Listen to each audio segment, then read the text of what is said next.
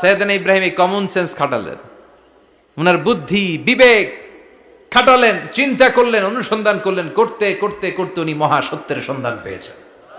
চিল্লায় বলেন তো মহাসত্যকে, মহাসত্যকে।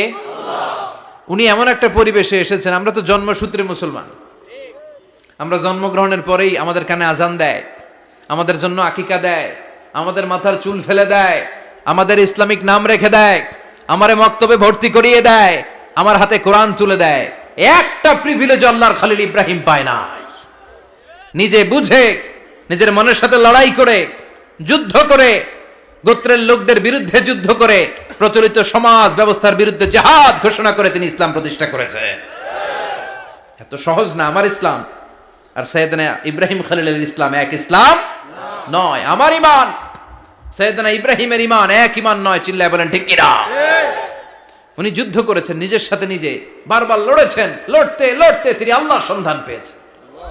উনি দেখতেন আশেপাশে চলে মাছের পূজা, আমরা আজান দেখি, মসজিদ দেখি, তাফসির মাহফিল দেখি, উনি দেখেছেন মাছের পূজা। উনি বাইরে দেখেছেন গাছের পূজা, উনি বাজারে দেখেছেন গরুর পূজা, উনি এলাকায় দেখেছেন মূর্তির পূজা। কিন্তু একটা তো ওনার মন বসে না।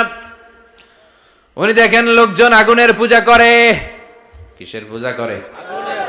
আবার পূজা শেষ, আগুনের মধ্যে পানি ঢেলে দিলে আগুন নিভে যায়। মাথায় ধরে না, কি রে আমার খোদা কই গেল হঠাৎ করে, এতক্ষণ তো ছিল। ধরে নিলাম ফর এন এক্সাম্পল আগুনটাই আমার খোদা, এতক্ষণ তো আগুন রে নম নম করতো, তো পানি দেওয়ার পরে আমার খোদা গেল কই?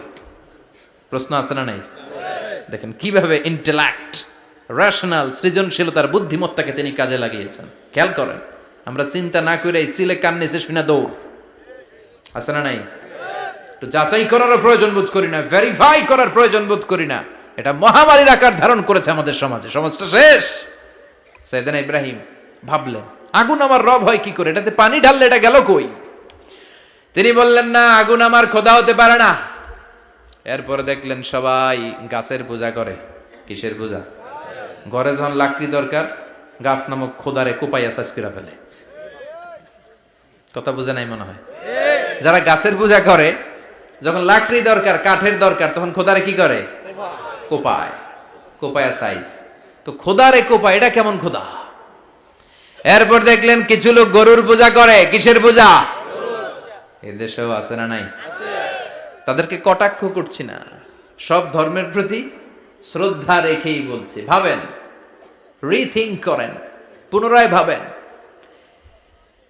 তো তিনি দেখতে পেলেন গরুর পূজা করে, আবার যখন জুতা বানানো দরকার, গরু জবাই করে গরুর চামড়া দিয়া জুতা বানায়া পড়ে।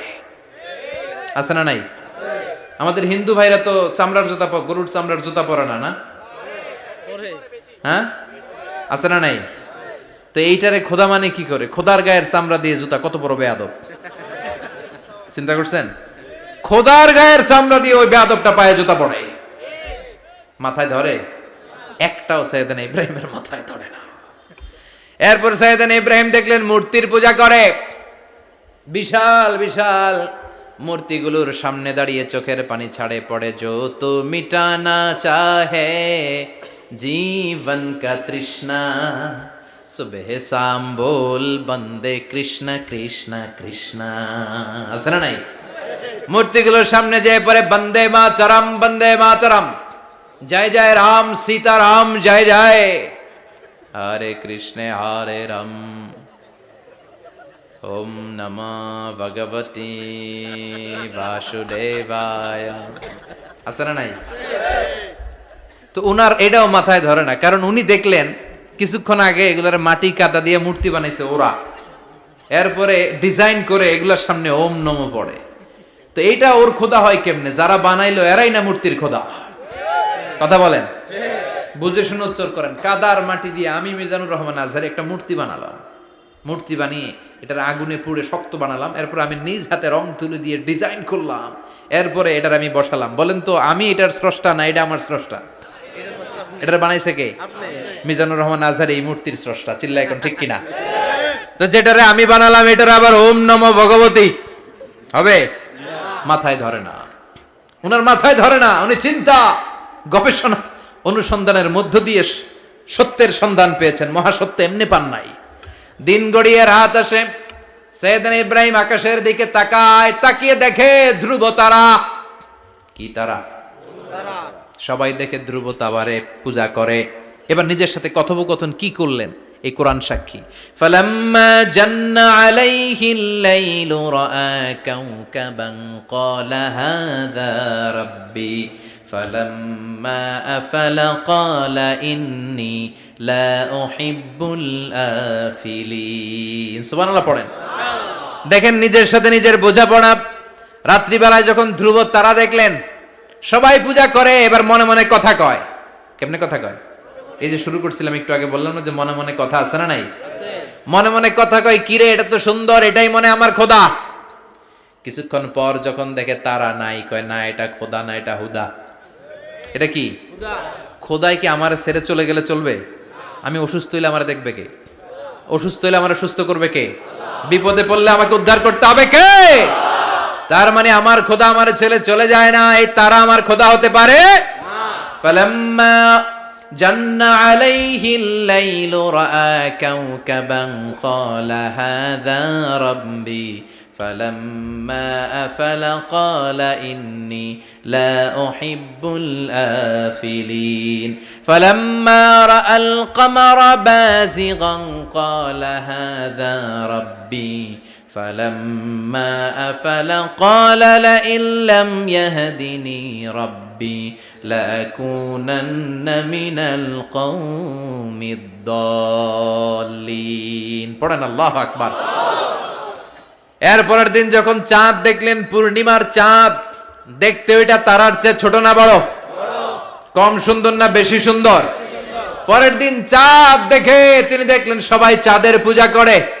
এবার আবার মনে মনে কথা, তাইলে ওইটা না এটাই মনে হয় খোদা। আল্লাহর কসম এগুলো কোরআনে আছে। কিভাবে উনি মহাসত্যের সন্ধান পেয়েছেন সব আল্লাহ কোরআনে তুলে ধরেছে। না না, ধ্রুব তারা আমার খোদা না, খোদা হইলে হবে এই চাঁদ। এইটা অনেক সুন্দর। আবার রাতের শেষে চাঁদও নাই, মনে মনে খাইছে খোদাই গেল কই? উনি খোদা খুঁজে পায় না, খোদা গেল কই?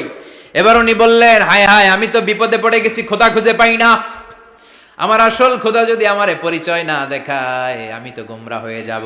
ফালাম্মা রাআশ শামসা বাযিগাতান ক্বালা হাযা রাব্বি হাযা আকবার ফালাম্মা আফালাত ক্বালা ইয়া কওমি ইন্নী বারীউম মিম্মা তুশরিকুন।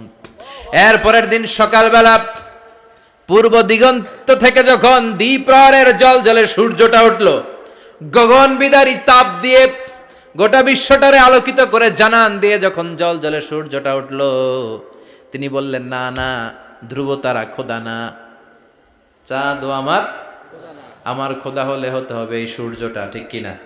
হাযা আকবার, এটা অনেক বড়, এটা সবচেয়ে বড়, খোদা হইলে এটারই হওয়া লাগবে। আবার বিকেল বেলা পশ্চিম দিকে যখন জল জলে সূর্যটা ডুবে যায়, এবার উনি বিপদে পড়লেন। আল্লাহু আকবার। দেখেন স্টেপ বাই স্টেপ সব বাদ দিয়ে কেমনে তিনি মহাসত্যের সন্ধান পান। বিকেল বেলা যখন সূর্য ডুবে যায়, কয় না এটাও আমার খোদা হতে পারে? এরপর তিনি দ্ব্যর্থহীন কণ্ঠে ঘোষণা করলেন, ইন্নী وجهت وجهي للذي فطر السماوات والأرض حنيفا وما أنا من المشركين। সুবহানাল্লাহ পড়ে। তিনি বললেন, না, গরু আমার খোদা হতে পারে না, মূর্তি আমার রব হতে পারে না, ধ্রুব তারা চাঁদ সূর্য কোনোটাই আমার রব হতে পারে না। মহাবিশ্বটা যে চমৎকার ভাবে চলছে, নিশ্চয় এমন একজন মহা ব্যবস্থাপক আছে, নিশ্চয় এমন একজন মহা কন্ট্রোলার আছে, যিনি দূর থেকে গোটা বিশ্বের সব কন্ট্রোল করে থাকে। তিনি কে? তিনি বললেন, ওই রবের দিকে আমি মুখ ফেরালাম, যিনি আকাশ বানালেন, জমিন বানালেন। তোমরা যেগুলোর পূজা করো আমি এগুলোর পূজা করি না। আল্লাহর দেখে নাই কিন্তু পেয়ে গেছে সন্ধান। সুবহানাল্লাহ পড়েন। কেমনে ইকুয়েশন ড্র করে, কেমনে পাটিগণিতের মতো মিলাইছে, না এটা বাদ, ওইটা বাদ, ওইটা বাদ, সব বাদ। পরে তিনি এই সিদ্ধান্তে আসলেন যে একজন মহা ব্যবস্থাপক আছে, একজন মহা নিয়ন্ত্রক আছে, যার ইশারায়, যার ইঙ্গিতে, যার অর্ডারে গোটা বিশ্বটা এক নিয়মে চলে। চিল্লা এখন ঠিক কিনা? স্টেপ বাই স্টেপ যেতে যেতে যেতে যেতে তিনি নিজের সাথে বোঝাপড়া করতে করতে নিজের সাথে কথা বলতে বলতে আল্লাহর সন্ধান পেলেন। এখন আমরা চিন্তা করি না, গবেষণা করি না। সম্মানিত ভাইয়েরা, এই কোরআনে আল্লাহ বহুবার বলেছে, এই কোরআনে আল্লাহ চিন্তাশীলদের জন্য নিদর্শন রেখে দিয়েছে। কাদের জন্য? ক্ষমতাশীলদের জন্য, পাওয়ারফুলদের জন্য, টাকাওয়ালাদের জন্য, শক্তিশালীদের জন্য। চিল্লায় বলেন কাদের জন্য? চিন্তাশীলদের জন্য কোরআনে নিদর্শন আছে না নাই? তার মানে এই নবী নিজে নিজে যেই কথা বলে এই কথা কোরআনে আছে না নাই? আবার এই নবী আল্লাহর সাথে যেই কথা বলে ওইটাও আছে না নাই? উনি আল্লাহরে বললেন, রব্বি আরিনি কাইফা তুহিল মাউতা, আল্লাহ তুমি নাকি মৃতকে জীবিত করো, কেমন করে করো একটু দেখাও তো। আল্লাহ বলে, ইব্রাহিম এটা কেমন কথা? আওয়ালাম তুমিন, তুমি নবী মানুষ কি প্রশ্ন করলা, তোমার বিশ্বাস হয় না?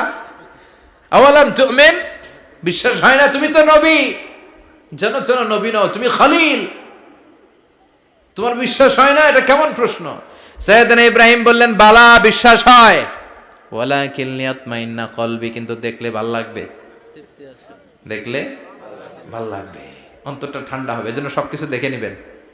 বাজারে মাছ কেনার সময় কথা কয় না, কিভাবে নেবেন? মুরগি কেনার সময়, হ্যাঁ, সব কিছুর সময়, বিয়ে করার সময় কথা কয় না, শরম পাইছে, জোরে বলেন। বিয়ের সময় বিশ্বনী বলেছেন দেখে নাও, সুবহানাল্লাহ পড়েন, দেখে নাও, দেখে শুনে নাও, ক্লারিফিকেশন খুব দরকার। এইটা না থাকাতে সমাজে অনেক ভেজাল। কথাগুলো খেয়াল রাখবেন। রব্বি আরিনি কাইফা তুহিল মাউতা, আল্লাহ তুমি নাকি মৃতকে জীবিত করো। আল্লাহ বললেন তোমার বিশ্বাস হয় না? সাইয়েদনা ইব্রাহিম বললেন অবশ্যই হয়, কিন্তু দেখতে ভালো লাগে, দেখলে অন্তরটা ঠান্ডা হবে। সুবহানাল্লাহ পড়েন। এজন্য সবকিছু ক্লিয়ার হয়ে নেবেন, ক্লিয়ার কাট, সুনিশ্চিত হয়ে নেবেন, দেখে নেবেন, বুঝে নেবেন। এরকম অনেক ঘটনা ঘটে।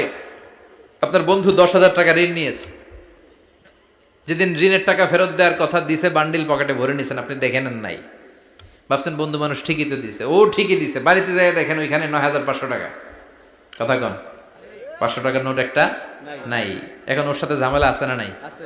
ওর গণনায় ভুল হতে পারে কি পারে না? ও বলবে আমার গণনায় 10,000 ছিল, ও কইবা আমি পাই নাই, কিলাকিলি আছে না নাই? ঝামেলাটা এই কারণে আপনি দেখে নেন নাই।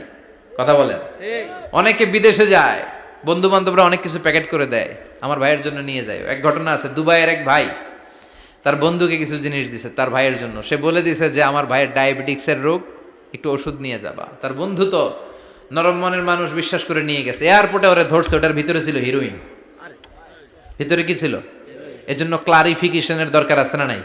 আপনি ক্লারিফাই করে নিলে কোনো সমস্যা হবে? সাইয়েদনা ইব্রাহিম বললেন বালা ওয়ালাকিন লিয়াতমাইন্না কলবি, আল্লাহ অবশ্যই বিশ্বাস করি, কিন্তু দেখতে পারলে কলিজাটা ঠান্ডা হয়ে যাবে। বিশ্বনবীর অভ্যাস ছিল, ওনার স্ট্যান্ডিং পয়েন্ট উনি ক্লিয়ার করে দিতেন। বুখারীর বর্ণনা, ওনার স্ত্রী আমাদের আম্মা জান সাফিয়া বিনতে হুয়াই ইবনে আখতাব, সাফিয়া বিনতে হুয়াই ইবনে আখতাবকে নিয়ে উনি ইতিকাফ অবস্থায় মসজিদে বসে আছেন। আলো আবছা অন্ধকার। সাফিয়া বিশ্বনবীকে বিদায় দিয়ে বের হয়ে যাবেন। ইন দ্য মিন টাইম বিশ্বনবী দেখলেন 2 জন সাহাবা হেঁটে যাচ্ছে। সাহাবারা হুট করে বিশ্বনবীর দিকে তাকালেন, তাকিয়ে দেখে বিশ্বনবীর সাথে একজন মহিলা, নেকাব পরা।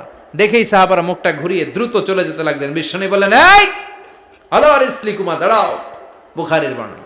বিশ্বনবী ওখানে গেলেন, যে বললেন সাহাবারা আসসালামু আলাইকুম। ওয়ালাইকুম আসসালাম। ইন্নাহা উম্মুকুম সাফিয়া, ওই যে পর্দার আড়ালে একটা মহিলার সাথে আমারে বসা দেখছো, এটা তোমাদের মা, আমার স্ত্রী সাফিয়া। সাহাবারা বলে সুবহানাল্লাহ, ইয়া রাসূলুল্লাহ, আপনি এটার ব্যাখ্যা দিতে এসেছেন কেন আমাদের কাছে? আমরা কি কিছু মনে করেছি নাকি? আপনি কোন মহিলার সাথে বসা মানে তো আমাদের আম্মা জানের সাথেই বসা। বিষ্ণু বললেন না, তোমরা মনে করো নাই, কিন্তু কিছুক্ষণ পর শয়তান তোমাদের হৃদয়ে খুঁতখুঁতানি ঢুকায় দিবে। যাওয়ার সময় মনে মনে ভাববা, কিরে নবী কার লগে বসা? না, আম্মা জানের সাথেই বসা। একটু পরে নাকি অন্য কেউ ছিল? না না, কেউ ছিল না, নবীর স্ত্রী ছিল। আসলে কি স্ত্রী ছিল না অন্য কেউ ছিল? এই যে খুঁতখুঁতানি, খুঁতখুঁতে স্বভাবের একটা ভাব মনের মধ্যে শয়তান ঢুকাই দিতে পারে কি পারে না? এজন্য ক্লিয়ার হয়ে নেবেন। ক্লিয়ার হয়ে নেওয়া সুন্নাত, ক্লিয়ার হয়ে যাওয়া। আল্লাহ আমি ক্লিয়ার হতে চাই, ক্লিয়ার হওয়া সাইয়েদনা ইব্রাহিমের সুন্নাত। সুবহানাল্লাহ পড়েন। আল্লাহ কেমন করে মৃতরে জীবিত করো তুমি দেখাও। আল্লাহ বললেন 4টা পাখিরে টুকরা টুকরা করো। জবাই করো, টুকরা টুকরা করো, পায়ের সাথে মাথা মিশাও, মাথার সাথে কলিজা মিশাও, টুকরা টুকরা করে ওই পাহাড়ের মধ্যে ছিটিয়ে দিয়ে আস। এরপরে এই পাশে এসে সুম্মা দুহুন্না ইয়াতিনাকা সায়া, আমার নামে পাখিগুলারে ডাক দাও। উনি এই পাশে এসে আল্লাহর নামে টুকরো টুকরো করে ছিটিয়ে দিয়ে আসা পাখিগুলোর ডাক দিতে দেরি, মুহূর্তে পায়ের সাথে মাথা, মাথার সাথে বডি লেগে জীবিত হয়ে পাখিগুলো দৌড়ে সাইয়েদনা ইব্রাহিমের কাছে চলে এসেছে। আল্লাহর কোরআন সাক্ষী। ইয়াতিনাকা সায়া, এই যে আল্লাহর সাথে উনার কি ডায়ালগ মারছেন, এটা কোরআনে আছে না নাই? এরপরে উনি ওনার কলিজার টুকরা ছেলে সাইয়েদনা ইসমাইলের সাথে কি ডায়ালগ মারলে, সেটাও কোরআনের ভেতরে আছে না নাই? فلما بلغ معه السعي قال يا بني إني أرى في المنام أني أذبحك فانظر ماذا ترى। তিনি ছেলের ডাকে বললেন, ও আমার কলিজার টুকরা ছেলে ইসমাইল, গত রাতে আমি স্বপ্ন দেখেছি যে আমি তোমাকে জবাই করছি। ফানজুর মাযা তারা, তোমার অভিমত কি, অপিনিয়ন কি জানাও। সুবহানাল্লাহ বলেন। ছেলেরা বললেন, আমি স্বপ্নে দেখেছি তোমারে জবাই করতেছি, তোমার অভিমত কি? আমগরে যদি আমগো আব্বারা কইতাম আমার দেখেন না, বড়ডারে দেখছেন, কথা কন, বড়টাই কইতো আমার না মাজ্জাডারে দেখছেন, মাজ্জাডারে কইলে কইতো ছোটডারে দেখছেন, কথা কন। আমরা এটা কইতাম না? 100% আমরা এরকম উত্তর দিয়ে দিতাম, চিল্লায় কোন ঠিক কিনা? কিন্তু সাইয়েদনা ইসমাইল কেমন ছেলে, বাপ কা বেটা সিপাহী কা ঘোড়া, কুছ না হতো থোড়া থোড়া, ঠিক কিনা? ছেলে বলল, ইয়া আবাতি ফআল মা তুমারু সাতাজিদুনি ইনশাআল্লাহু মিনাস সাবিরিন। কি ছেলে, আমগডিও পোলা ওইটাও পোলা, পার্থক্য আছে না নাই? ছেলে কয়, বাবা আমি তো ডরাই না, আমি ডরাই আমনেরে লইয়া, আমনে ডরান কিনা, আপনি ভয় পেয়ে যান কিনা ওই টেনশনে আমি আছি। আপনি যে আমার এত মায়া করেন, আপনি যে আমার এত ভালোবাসেন, আমাকে শুইয়ে দিয়ে যে জবাই করবেন, ফিনকি দিয়ে যে রক্ত ছুটবে, আপনি ভয় পেয়ে যান কিনা ওই ভয় আমি পেয়ে যাই। আমার অন্তরে কোনো ভয় নাই। ইয়া আবাতি ফাআল মা তুমার, বাবা যেমনটা আদিষ্ট হয়েছেন ঠিক তেমন তেমন করেন। সাতাজিদুনি ইনশাআল্লাহু মিনাস সাবিরিন, ইনশাআল্লাহ আপনি আমারে ধৈর্যশীল পাবেন। সুবহানাল্লাহ। এরকম ছেলে আমাদের ঘরে ঘরে থাকার দরকার আছে না নাই? তার মানে বাপ বেটা কি ডায়ালগ মারছে কোরআনে তুলে দিল কে? আবার সাইয়েদনা ইব্রাহিম এলাকার লোকদের সাথে কি ডায়ালগ মারলেন সেটাও কোরআনে আছে না নাই? তিনি বললেন, মা হাযিহি তামাসিলুল্লাতী আনতুম লাহা আকিফুন। ও এলাকার লোকেরা, নিজের হাতে মূর্তি বানিয়ে মাথাটাকে নিচু করে ওম নমো ভগবতী কেন পড়ো? কেন কেন? ক্বালু ওয়াজাদনা আবানা লাহা আবিদিন। দেখেন কনভারসেশন কি এক পক্ষের হয়? কথোপকথন করতে হলে কয় পক্ষ লাগে?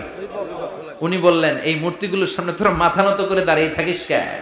তারা বলল, ওয়াজাদনা আবানা লাহা আবিদিন, আমরা আমাদের বাপ দাদাদেরকে দেখছি এরকম করতে, এজন্য আমরাও করি।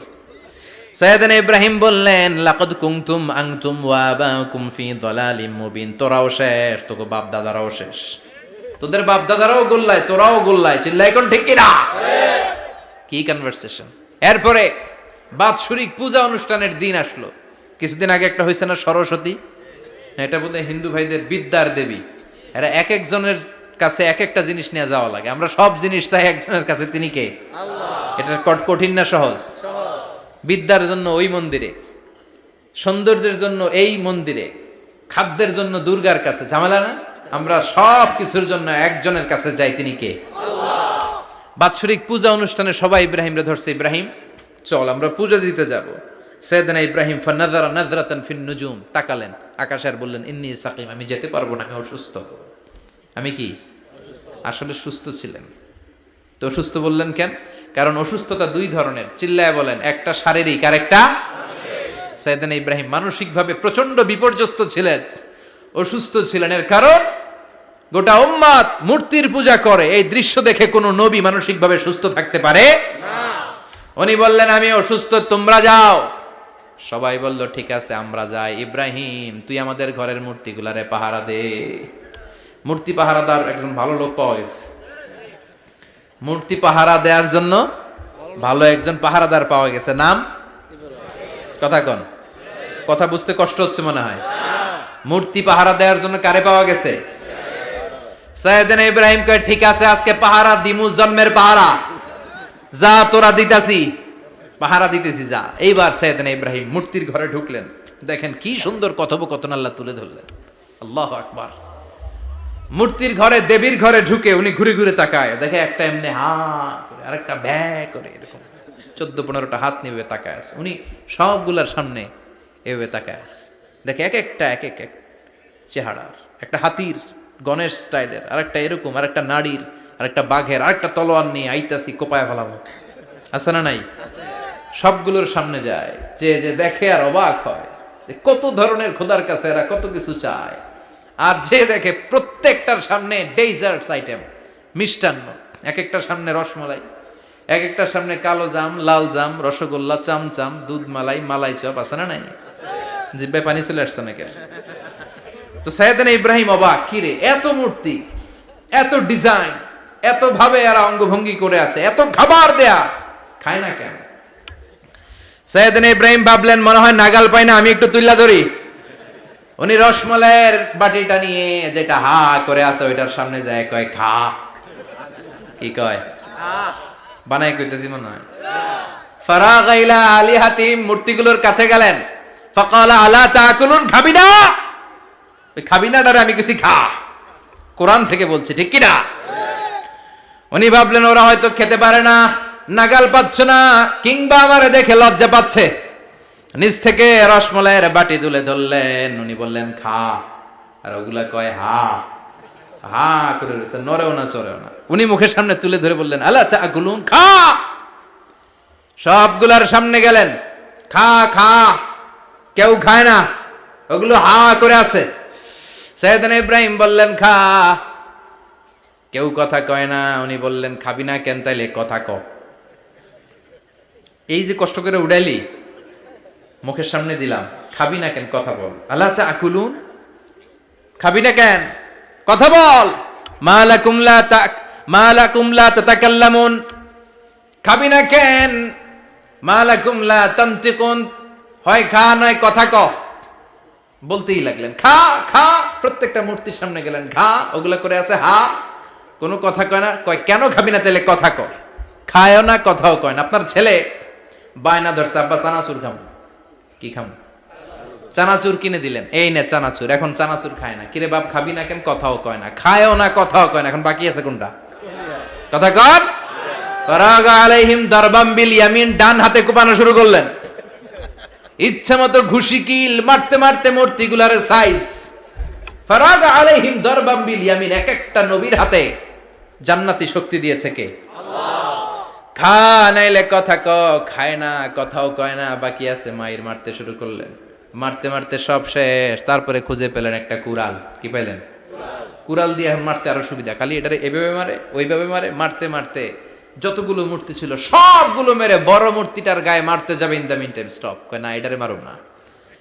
ফাজআলাহুম জুদাদান, সবগুলারে টুকরা টুকরা, ইল্লা কাবীর আল্লাহুম, বড়টা ছাড়া ওইটারে রেখে দিলেন।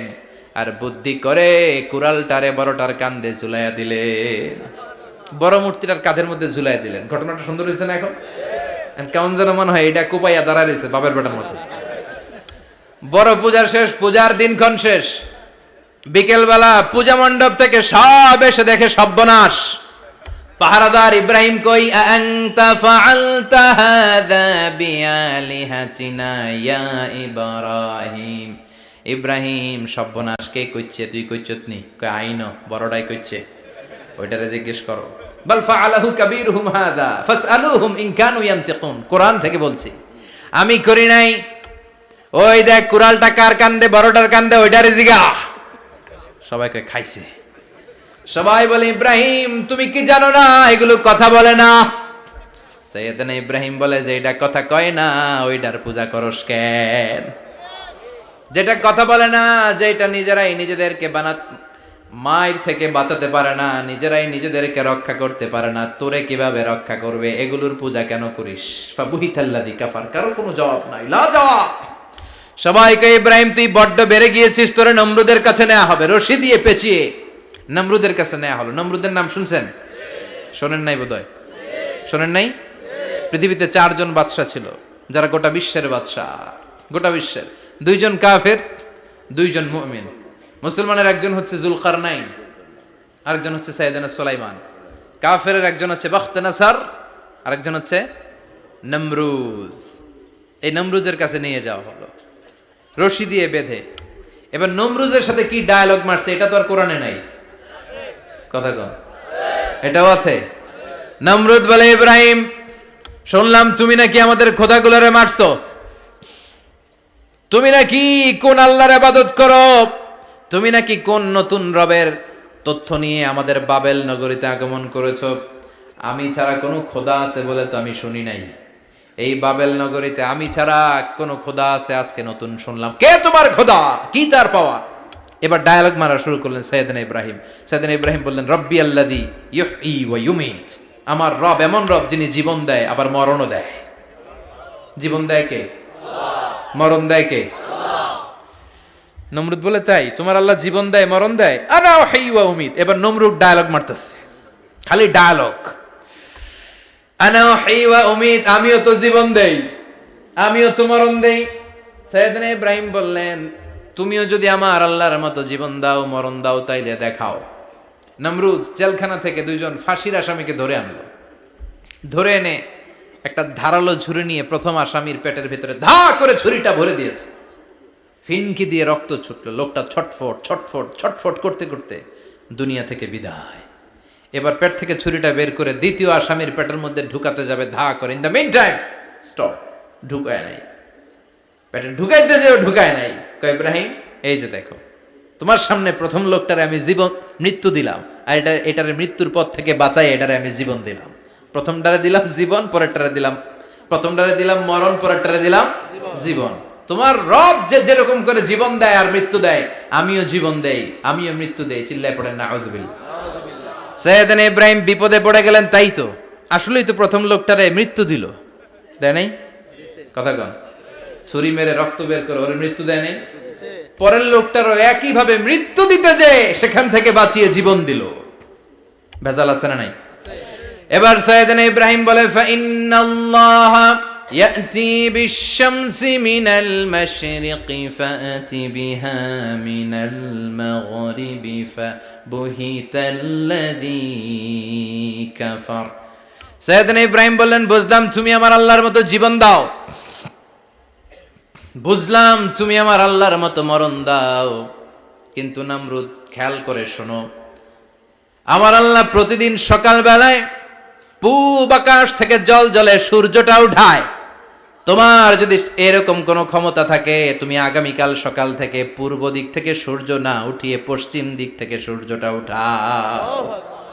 ফাবুহিতাল্লাযী কাফার। এবার ধরা গেছে, এবার জায়গার মধ্যে ধরা, একেবারে স্টপ, লা জবাব। নমরুদের মুখে কোনো জবাব নাই। এবার নমরুদের মেজাজ নরম নাকি গরম? কথা কন।